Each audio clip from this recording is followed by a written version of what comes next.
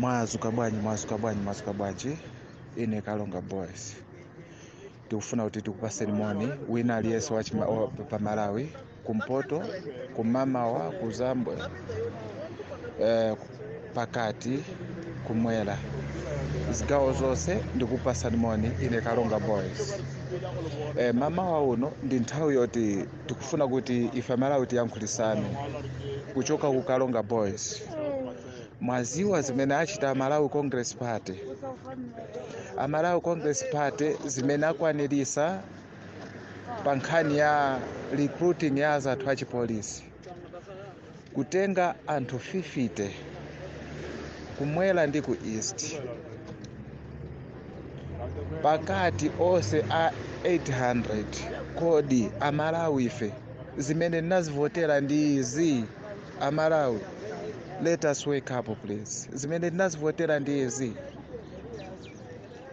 ndiye tione pamenepo kuti ngati achakwera kupitiriza kutilamulirabe a Congress Party, zikutanthauza kuti azibale athu mzigawo zinamu azalembedwa ntchito liti ndi umphawi mmene ukuvutiramo. Zona chakwera ziononga ziko la Malawi, ndicho linga choti azibale ake aona powapulumusira kuti aziwalemba ntchito imene ili misonkho ya ife tonse.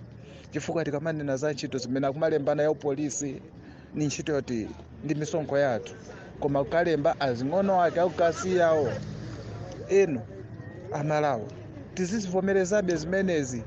Tiyeni tizuke Amalawi, wina aliyense kumenali azuke.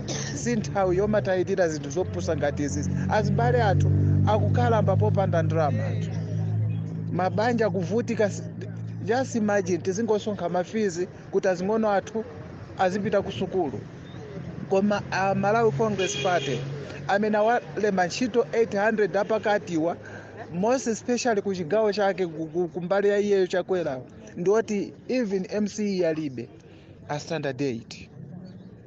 Mwayiona pamenepo kuti nzopweteka chotani.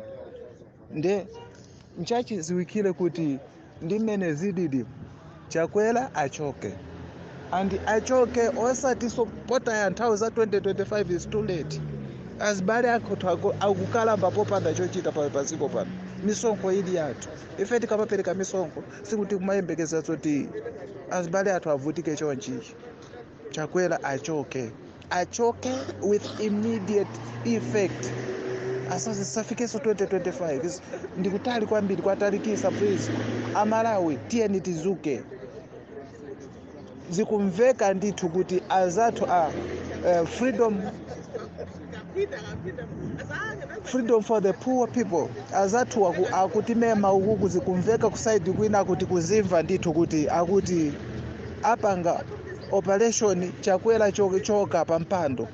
Tizathandize ndithu amenewo, tizathandize amenewo, tizathandize tichimve ndithu amenewo akayiphika kumeneko. Tizathandize sizo tiso chakwera timpase masiku. Ine ndimaona ngati even chaka chinocho achita zinthu zoti kwana kwambiri. Just imagine 50 azathu akumwera ndi east, 800 apakati. Kwathuko nde kulibe, kumpoto kulibe, koma siku lililonse tikumatumiza zifizi kuti ana azipita ku sukulu.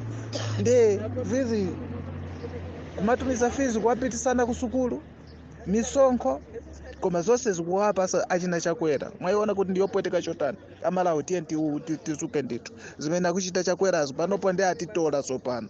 Atitola chakwera atitola.